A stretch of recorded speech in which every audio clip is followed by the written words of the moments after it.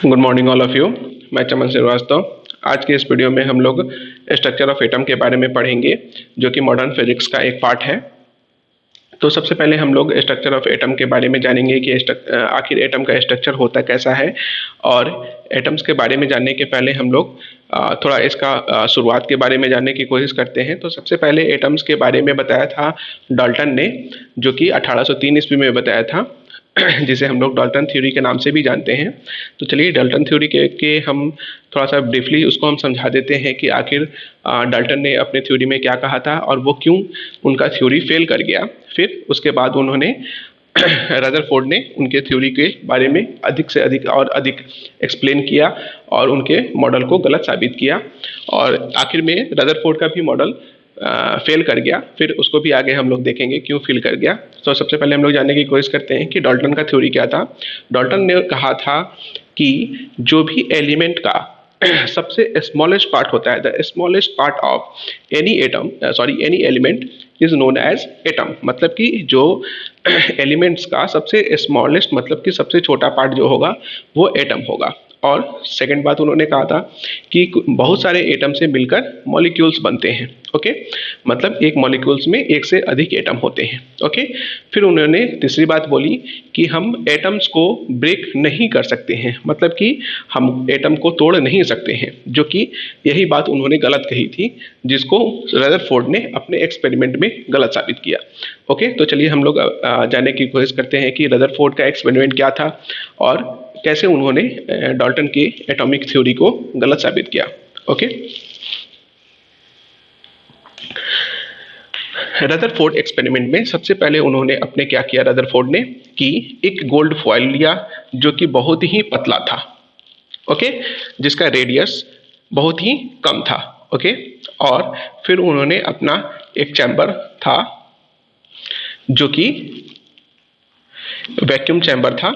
Okay, और उन्होंने बहुत ही एक छोटे होल से अल्फा रे का बमबारिंग कराया। ओके,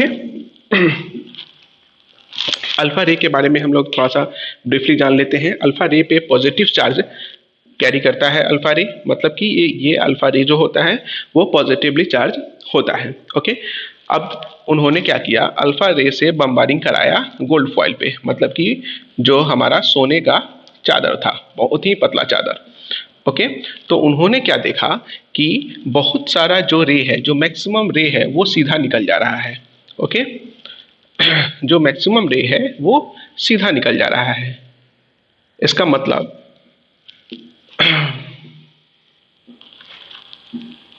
फिर सेकेंड थिंग उन्होंने देखा कि कुछ रे जो है वो अपने पाथ से डेविएट कर जा रहा है। ओके, जो कुछ रे है वो अपने पाथ से डेविएट कर गया। ओके, तीसरी बात उन्होंने क्या देखी कि 1800 में से वन रे ऐसा हो रहा है जो कि अपने सेम पाथ पे, जिस पाथ पे वो गया है उसी पाथ पे वो वापस लौट जा रहा है। ये जो इस रे का जो क्वांटिटी था वो बहुत ही कम था, मतलब कि सबसे ज़्यादा जो रे था वो क्वांटिटी उसका ये था कि वो मैक्सिमम रे जो है एटम से वो सीधे निकल जा रहा है विदाउट एनी डेविएशन, बिना किसी मोड़ के। ओके, सेकेंड थिंग उन्होंने क्या देखा, सेकेंड थिंग उन्होंने देखा कि जो कुछ रे है, जो सम रे है वो हमारा अपने पाथ से डेविएट हो जा रहा है। ओके, और लगभग 1800 में से वन रे ऐसा हो रहा है जो कि जिस पाथ पे वो जा रहा है उसी पाथ पे वो वापस आ जा रहा है। अब इस तीन बात से उन्होंने क्या अपने कंक्लूजन निकाला।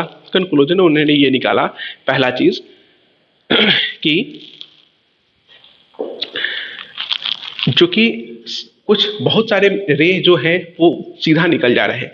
इसका मतलब कि एटम का जो मैक्सिमम पार्ट होता है वो खाली होता है, मतलब maximum part of atom is empty.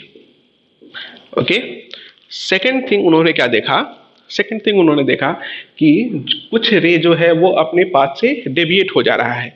इसका मतलब कि एटम के अंदर कुछ पार्ट हैं जो कि निगेटिवली चार्ज्ड हैं, जिसके कारण से पॉजिटिव चार्ज जो अल्फा रे है वो अपने पाथ से डेविएट हो गए। ओके, तो डेविएट हो गए इसका मतलब कि सेकेंड रे से हमें पता चलता है कि कुछ नेगेटिव चार्ज पार्टिकल है, मतलब कि atom has negatively charge particle, मतलब कि कुछ ऐसे पार्टिकल्स हैं जो निगेटिव चार्ज हैं, जिनको हम लोग इलेक्ट्रॉन के नाम से भी जानते हैं। ओके, फिर उन्होंने थर्ड क्या देखा, थर्ड पोस्टुलेट में उन्होंने देखा कि जो 1800 में से वन रे ऐसा हो रहा है जो कि अपने पाथ से डेविएट ना होकर खुद से उसी पाथ पे वापस लौट आ रहा है, मतलब कि जिस पाथ पे गया उसी पाथ पे वापस आ गया। ऐसे रे का जो क्वांटिटी था, संख्या था, वो बहुत ही कम था। इसका मतलब उन्होंने ये सोचा कि जो पॉजिटिव चार्ज का जो पार्ट है वो बहुत ही छोटा है। ओके, तो atom has very small part of positive charge particle. Okay, मतलब कि बहुत ही कम फील्ड में, बहुत ही कम एरिया में, बहुत ही कम क्षेत्र में हमारा पॉजिटिव चार्ज है, जिसे हम लोग न्यूक्लियस के नाम से भी जानते हैं। ओके, जिसके अंदर हमारा प्रोटॉन रहता है। ओके, मतलब कि प्रोटॉन पे पॉजिटिव चार्ज आता है। इलेक्ट्रॉन्स, प्रोटॉन और न्यूट्रॉन के बारे में मैं नेक्स्ट क्लास में आप लोगों को अच्छे से बताऊंगा कि आखिर ये क्या होते हैं।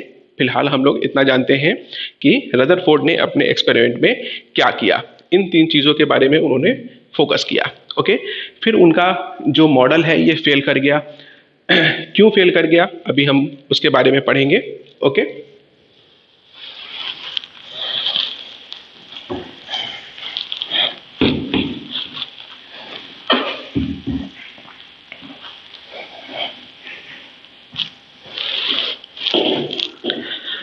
रदरफोर्ड ने अपने एटॉमिक मॉडल में ये बताया कि जो भी एटम है वो हमारा जो एटम का मैक्सिमम पार्ट है वो खाली है। सेकेंड थिंग उन्होंने बताया कि जो हमारा एटम्स के अंदर बहुत ही छोटे फील्ड में निगेटिवली चार्ज पार्टिकल्स होते हैं जिन्हें हम लोग इलेक्ट्रॉन्स कहते हैं, और बहुत ही कम फील्ड जिसमें उन्होंने देखा था कि 1800 में वन रे ऐसा हो रहा है जो कि अपने पाथ से डेविएट हो जा रहा है, जिसको हम लोग न्यूक्लियस कहते हैं। तो उन्होंने न्यूक्लियस का नाम दिया।